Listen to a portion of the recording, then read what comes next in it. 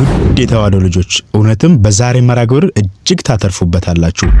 እነዚህ ብዙዎቻችሁ የማታውቋቸው እነዚህ 7ቱ ደቂቀ ቅዱሳን እነማን ናቸው? ምንስ ሰሩ? ምንስ አከናወኑ? በዘመናቸው ምን ተፈጠረ? የሚሉ ነገሮችን እናያለን። እስከ መርሐ ግብራችን ፍጻሜ ድረስ አብራችሁን ቆዩ። መርሐ ግብሩን ለመደገፍ ላይክ፣ ሰብስክራይብ፣ ሼር እያደረጋችሁ መርሐ ግብሩ ተሳታፊ ይሁኑ። እናመሰግናለን። ወደ መርሐ ግብራችን። በስመ አብ ወወልድ ወመንፈስ ቅዱስ አሐዱ አምላክ አሜን። በዚህችም ቀን በካዲው ንጉስ ዳኪዎስ ዘመን የነበሩ ከኤፌሶን ሀገር 7 ደቂቃን አረፉ። እሊህም 7ቱ ደቂቃን ከንጉስ ዳኪዎስ ጭፍራ ውስጥ መዛግብት ላይ የሾማቸው ነበሩ።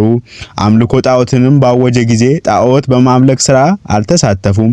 እሊህም ቅዱሳን በንጉስ ዘንድ ወነጀሏቸው፣ ይዞም ማሰራቸው። ከዚህም በኋላ ወደ ሌላ ቦታ ለመሄድ በፈለገ ጊዜ እስኪመለስ ድረስ ፈቶ ልቀቃቸው፣ ምናልባት ከመክራቸው ቢመለሱ ብሎ በልቡ አስቦ። ከዚህም በኋላ እኚህ ቅዱሳን ለረከሱ ጣዖታት እንዳይሰግዱ የጭፍርነት ስራቸውን ትተው በተራራ ውስጥ ወዳለ ዋሻ ሄደው በዚያ ተሰወሩ። የዋሻውንም አፍ ዘጉ። ከእርሳቸውም ጋር በንጉስ ዳኪዎስ ስም የተቀረጸ ብር ነበር። ከእርሳቸውም አንዱ በየተራቸው ወጥተው ምግባቸውን ገዝተው ወደ እሳቸው ይመለሱ ነበር። ዳኪዎስም ከሄደበት እንደተመለሰ በሰሙ ጊዜ የዋሻውን ደጃፍ ዘግተው ተኙ። የእሊህም ቦታቸውን የሚያውቅ አማኒ የሆነ ከጭፍሮች ውስጥ አንድ ሰው ነበር። ወደ ከተማ ሲመጡ ያገኛቸው ዘንድ ጠበቃቸው። ባጣቸውም ጊዜ ተነስቶ ወደ ዋሻው ሄደ። ዋሻውንም ከውስጡ እንደዘጓት ሆኖ አገኘ። እርሱም በበረሃ የሞቱ መስለው ታላቅም የደንጋይ ሰሌዳ አምጥቶ ከእርሳቸው የሆነ ገድላቸውን ጽፎ በቀዳዳ ወደ ዋሻ ውስጥ አስገባው። እሊህም ቅዱሳን በእግዚአብሔር ትእዛዝ 372 ዘመን አንቀላፉ። ዳኪዎስም ሞቶ እስከ ቴዎዶሲዮስ ብዙ ነገስታት ነገሱ። በዚህም ምእመን ንጉስ ዳኪዎስ ዘመን ትንሣኤ ሙታን የለም የሚሉ ሰዎች ተነስተው ብዙዎች ተከተሏቸው። በዚህም ጊዜ እሊ ቅዱሳን 7ቱ ደቂቃን እግዚአብሔር አነቃቸው፣ ትንሣኤ ሙታን መኖሩን ግልጽ ያደርጉ ዘንድ። ከዚህም በኋላ ከእርሳቸው አንዱ ምግባቸውን ሊገዛ የካዲው ዳኪዎስን ወሬ ሰማ ዘንድ ብር ይዞ ወጣ።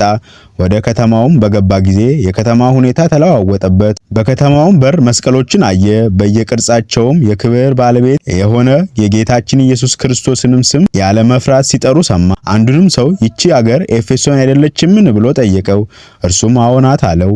ያንንም ብር አውጥቶ ለባለሱቁ ሰጠው። ምግባቸውንም ይሸጥላቸው ዘንድ ባለሱቁ ያንን ብር ተመለከተው።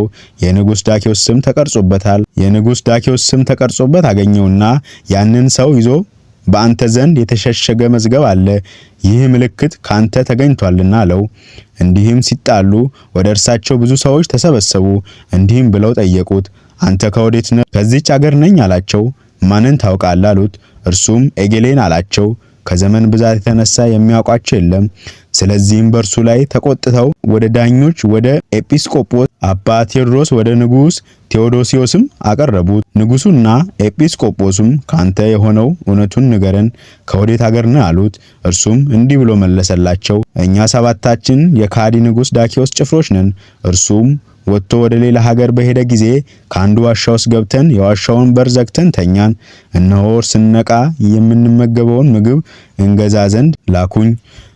ንጉሱና ኤጲስቆጶሱም በሰሙ ጊዜ ተነስተው ወደዚህ ዋሻ ከእርሱ ጋር ሄዱ። ከእርሳቸውም ጋር ብዙ ሕዝቦች አሉ። ቅዱሳንም ተቀምጠው አገኟቸው።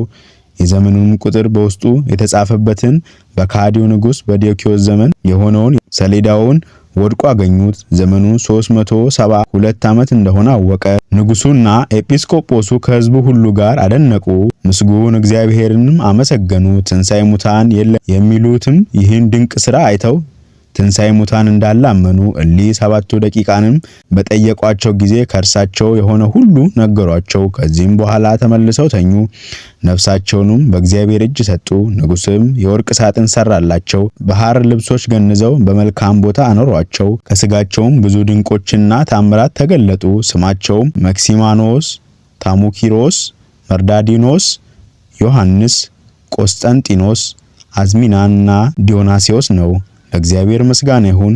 የእሊ ቅዱሳን በረከታቸው ከኛ ጋር ትሁን ለዘላለሙ አሜን። ባገደልኩ ባነጠብኩ እግዚአብሔር አምላክ ቅዱሳን መላእክት ይሙሉበት።